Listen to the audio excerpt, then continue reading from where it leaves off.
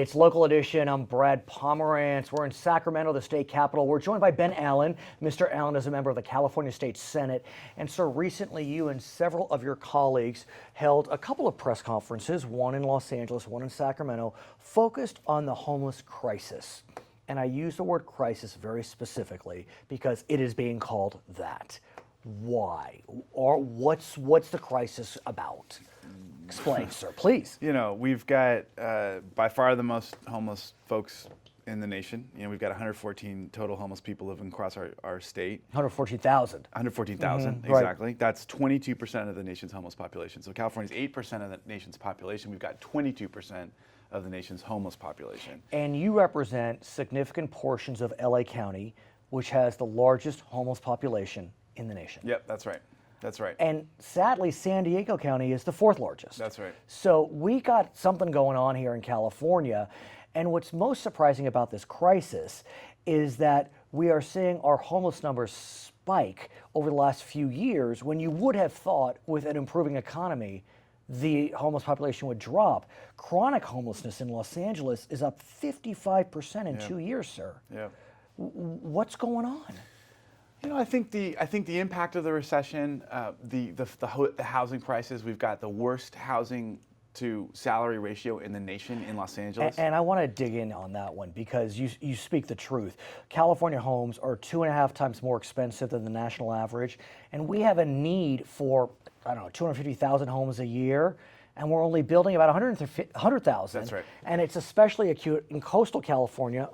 Right in the middle of Ben Allen's district. That's right. And so it's ground zero. Right.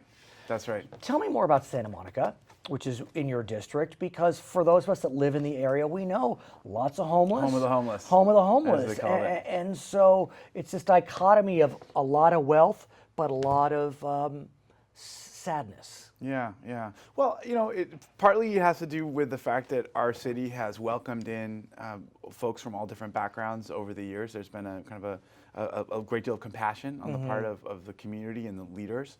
We've got great weather. We're right by the beach. Right. We've got good social services. You know, so that's all part of the story. But we are also now, as a result, because we were ground zero for the crisis, we're ground zero for a lot of the solutions. There has been an aggressive push toward this housing first model that we're trying to implement all over the state now. And I want to really dig deep into it because many of us may not realize what that means.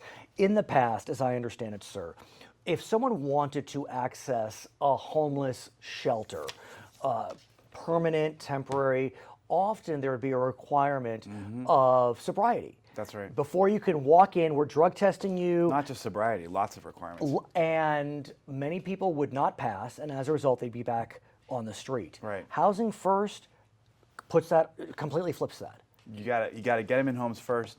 This is what we found. The interesting thing is the state of Utah, of all places, not known for Right. its profligate spending. Right. Basically looked very long and hard at this issue and realized that it costs about $20,000 more to have someone on the street than to have them in a housing first situation. Why? Police costs, sanitation, fire, health. You know, the nuisance calls, the cost of the public purse. We are all spending a lot of money having people out on the streets because of all of the concomitant impacts of their being there and the services and the public safety operations that relate to their being there. But even if we adopt a housing first model, do we have the housing to get these folks in first? So that's the great question. Right. That's part of why we were just the other day with the press conferences this important measure, which would basically repurpose Proposition 63 monies to what go is Prop toward, 63? So just Prop for 63 was a proposition passed a few years ago that focused on mental health services. Right. And taxing the wealthiest to bring in dollars for mental health, as I understand it. And so what we're doing now is repurposing some of that money to go toward housing, both construction and maintenance and development. So it's a $2 billion package. But we're going to leverage it, and there are ways to, both with federal and local matches and some private matches, some of the estimates say that we could even turn that $2 billion into $10 billion. I think that's a pretty optimistic. Right. But at the very least, we'll be able to get up to about $4 billion in total spending. And will the money flow through the state to the counties, state to the cities? Do we know yet? The details are still being worked Okay. out, but ultimately a lot of it will go through the counties. What about, though, affordable housing? Because in the final analysis, a lot of these folks are on the street. Yes, some may have mental illness, but some just cannot afford That's right. the housing prices. I mean, we talked about it briefly, but is affordable housing part of the package? So affordable housing is a big problem. Right. And I think we're all, there are actually a lot of people talking about a statewide bond push on affordable housing. Okay.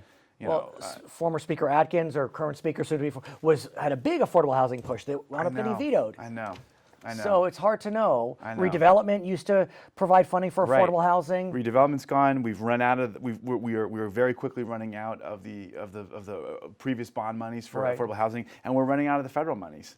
A lot of the federal monies that we used to have are basically gone now, partly because of changes in policy in Washington, sequestered everything Right. else. So it's become that's a whole nother serious. And you'll come problem. back and talk about that. But what I want to ask you about, right now as we speak, there is a health emergency going on, as I understand it, in the San Fernando Valley. Yeah. It's in Porter Ranch, which is Chatsworth, is that right? Yeah, Chatsworth, it's Northridge. near there, yeah. Winnetka, yeah. Winnetka. Yeah. Tell us about the Aliso. Porter Ranch gas leak, because it's spooky. It is spooky. Well, it turns out we've got this enormous underground gas storage facility.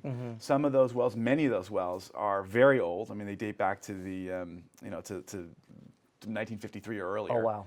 It turns out there's a lot of these storage facilities all over the state, Including in your district. including in my district. Right. And exactly. And there has been a big gas leak. A gas leak that has impact. It's creating health impacts in the neighborhood. Nausea. They're having to. They've had to move all the children out to schools a little further away. It's caused great disruption in the neighborhood. It's also caused enormous greenhouse gas emissions. At its peak, it was emitting the equivalent of greenhouse gas emissions of 7 million daily vehicles. You're kidding. So we have basically, with this one leak alone, nearly shot in our foot the entire effort of greenhouse gas reductions that we worked so hard for last year. So it is a terrible tragedy on that level. So what can the legislature do? So we were announcing a bill package just the other day, calling for an immediate moratorium on the injection of gas into that facility until we get the Because it was a storage facility. Storage facility. We need to create a point of contact, a key point of contact with one government agency. That is the key point. One of the things that happened here was that Southern California Gas waited about a week, Right. because before telling anybody, they determined that it wasn't a health emergency, and as a result, we lost about a week in reaction time. So now, under a bill that I'm proposing, actually, there will be a single point of contact in the state government. Is that DOGGR? Would it It'd be? actually be OES. Okay, which is So emergency got it.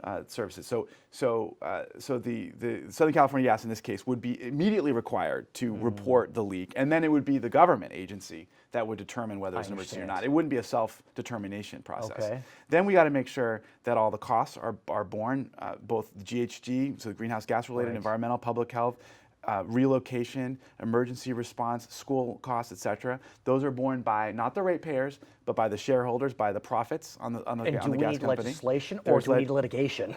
Both. Right. Both. Because in the end, Or settlements, right? Right. And that's all underway. And then we've got another bill that is basically, this is being proposed by Right. Senator Pavley to increase inspections, health, and safety measures. come back. I want to hear more about that as Yeah. we go through trying to resolve this very scary health crisis in Southern California. His name is Ben Allen. He is a member of the California State Senate. My name is Brad Pomerance in Sacramento. It's Local Edition.